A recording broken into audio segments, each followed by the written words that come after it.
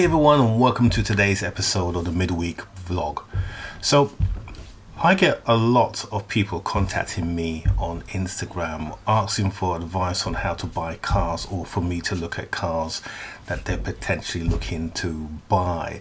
And I thought, is buying cars from salvage a way to make a living? Can you make a living from buying cars from salvage? Well, in this episode we're going to take a look at that and take a look at a few examples, and then I want you to draw your own conclusion as to whether you feel that you can make money from selling and buying and selling cars from salvage. Okay, so I've been buying salvage cars now from places like Copart and ASM for the past 2.5 years, and I've been looking into the salvage game for a lot longer.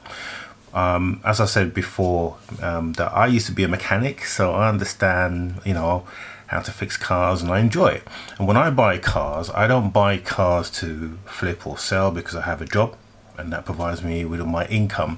I buy cars that I enjoy doing up so that I can drive and enjoy. And the reason why I chose salvage cars is because I can buy the car that I want a lot cheaper, repair it, know the car inside and out, and then get to enjoy the car even more. That's the whole reason why I buy cars. And then after a while I'll sell them, and I'll sell them cheaper, and I'll tell the person who's buying the car that this is a salvage car. Now, if I wanted to do this as a living, I would have to buy and sell at least a couple of cars a week. That's the only way you can do this successfully. And if you look at the only person who I know who does this really well, and that's Rob from Salvage Rebuilds UK. Rob has been in the game for a number of years, so he knows the industry inside and out. Plus, he lives literally 20 odd miles away from a Copart yard, and he has his own vehicle. And that's another thing that you need to take into consideration. You see, if you're going to do cars, you need to have the right facility. Now, what am I talking about? Let me show you. Number one, you're going to need the space. My garage is big enough to fit 2 cars in there comfortably, so I can do 2 cars up at the same time. Number 2, you need a good set of tools. Now, I've got a whole lot of tools that I've accumulated over the years, including the S8 Sonic toolbox fully loaded. Plus, I have my own compressor. Back of the garage, we also got a workbench with a vise and another area of workbenches, plus some other heavy duty tools down the back. Essential for you to repair salvage cars. Number 3, you need understanding neighbours.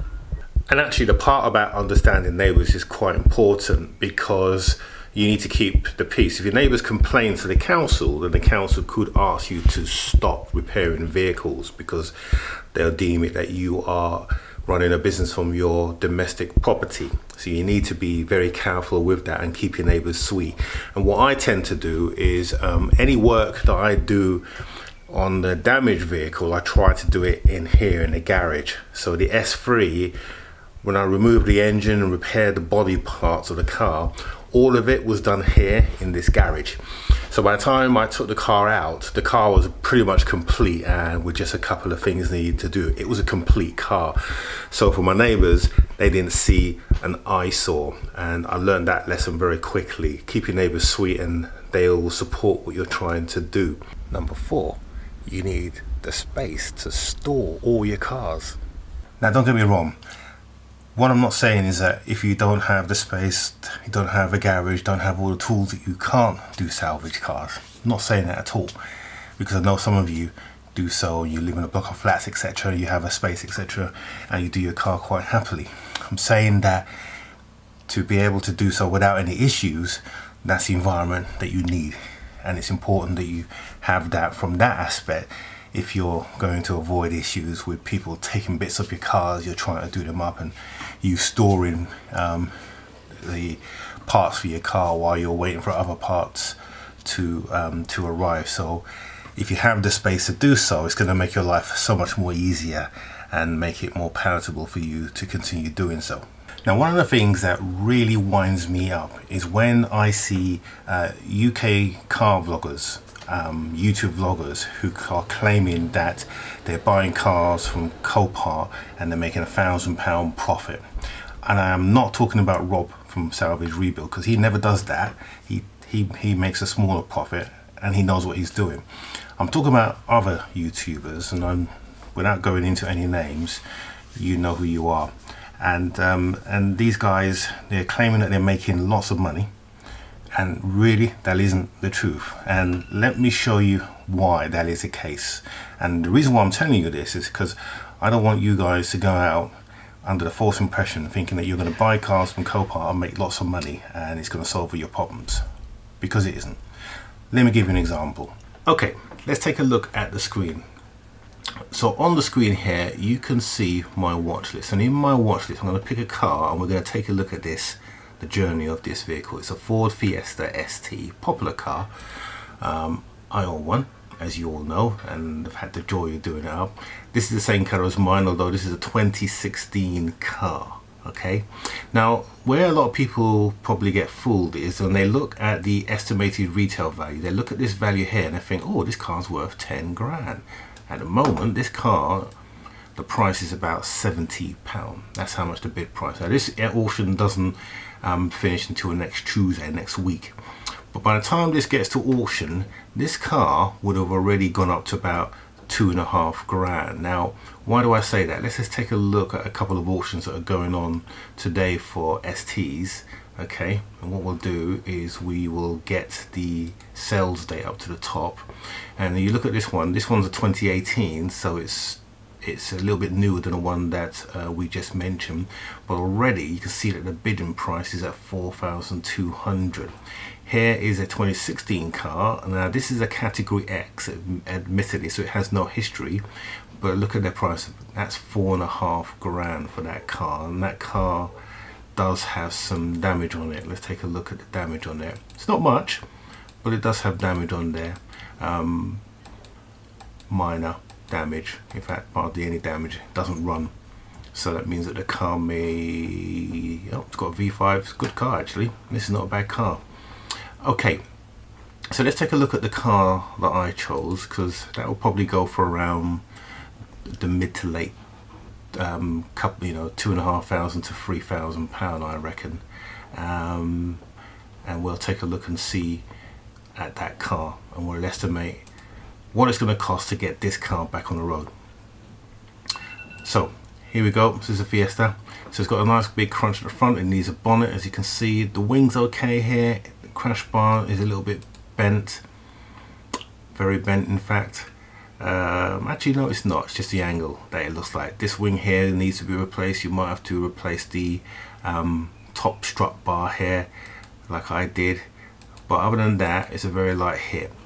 The dashboard needs to be replaced, as well as a seat air bag that needs to be replaced, and you can see that the curtain has also, so there's a fair bit of work that needs to be done on this car.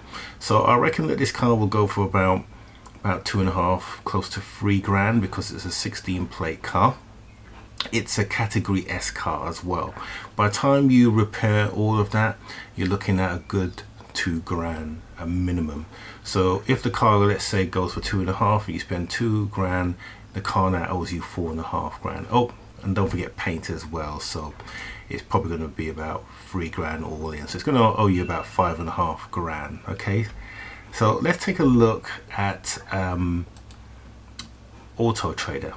I'm going to look at 2 cars. So this is a decent Fiesta ST 2014. Okay, so this car has done about 24,000 miles. You can see that there, 24,000 miles. Okay, and it's going for about 8.5 grand. So this is a clean car. It has no crash damage on it. Now let's take a look at another car, another Fiesta, this white one here, and it is a category S that's been repaired. Literally 6 months. This car is newer than the other one, so this car is 6 months newer. This is a 64 plate. The other one was on a 14 plate. So there you go, 64 plate. Look at the price, 6.5 for that one, 8.5 for that one. That's a 2 grand car there. Now this is assuming that this person will sell this car for 6.5 grand. I don't think they will sell it for that. That's a very optimistic price for a Fiesta. Normally a 14 plate Fiesta, you're looking at around 5 grand. So remember the maths. We reckon that this car would cost about 5.5 grand to get done and ready and put back on the road.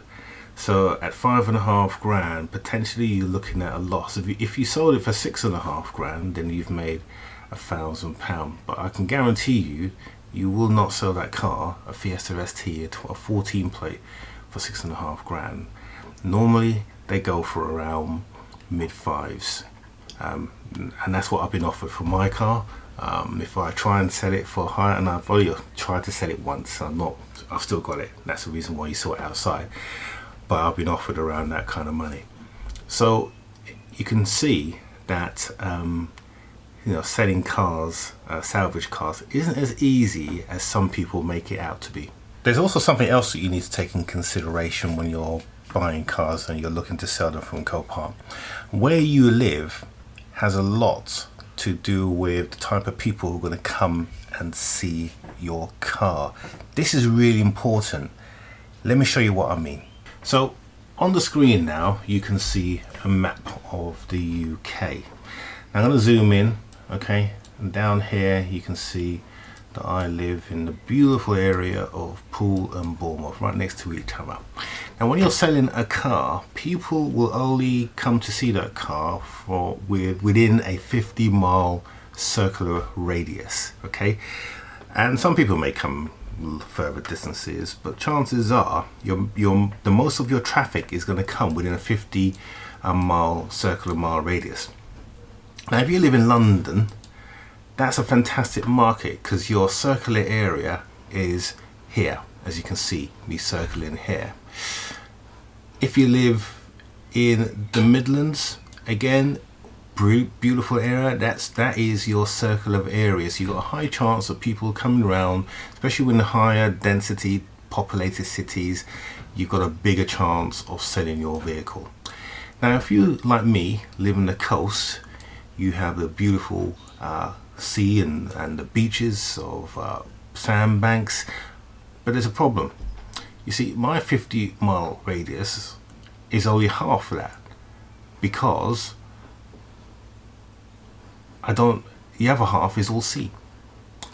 And where I live, in Poole and Bournemouth, the population is around 200,000-300,000, whereas I suppose in London it's about 14 million, etc. And the further out I go, the more rural it gets, so I get less and less chance of actually having people come and view the car, and that makes it challenging. So that's a consideration that you need to really consider, that where you live has a major effect on the kind of people who will want to come and see your vehicle. So take that into consideration before you take the plunge. So what are we saying? Well, what we're saying is don't allow other UK YouTubers who make wild claims that they're making thousands of pounds on buying cars from Copart fool you, because chances are they may have done the one or occasionally, but more than likely they're not making thousands. In fact, they're probably making a loss, if anything. I guess what we're saying is understand the reasons why you're buying cars from Copart. If you're buying a car to reduce the costs, in other words, you don't mind driving a salvage cars, and there's nothing wrong with driving salvage cars. My S3 is a salvage car and will be for a number of years, and you want to save money and you have the skill to do so, then salvage cars are a brilliant way to do it.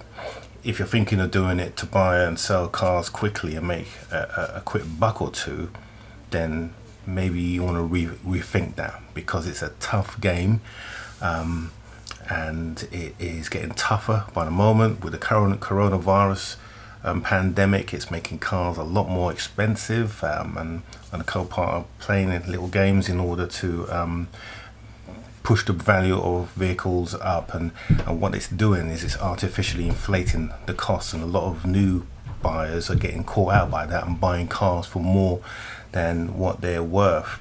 And if you notice that the main guys on YouTube, the decent guys like Rob, etc., he's not buying cars at the moment because of the high value or the high prices of vehicles.